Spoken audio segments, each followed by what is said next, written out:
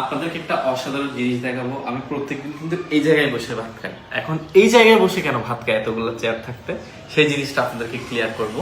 So হ্যাঁ, আমার পেছনে আসো। আমার পেছনে না আসলে বিষয়টা আমি আপনাদেরকে বুঝাতে পারবো না। ঠিক আছে, বুঝাও। এইখান থেকে বসে আমি যে জিনিসটা দেখতে পাই, এবার আমার সাথে সাথে আসো। আমি যে জিনিসটা দেখতে পাই সেটা কি জানেন? আসো। ওয়াও, এরকম একটা ভিউ দেখতে পাই আমি। ফোনটা বের করে দাও বাইরে। অসাধারণ। দেখেন পাহাড়টা দেখতে পাচ্ছেন?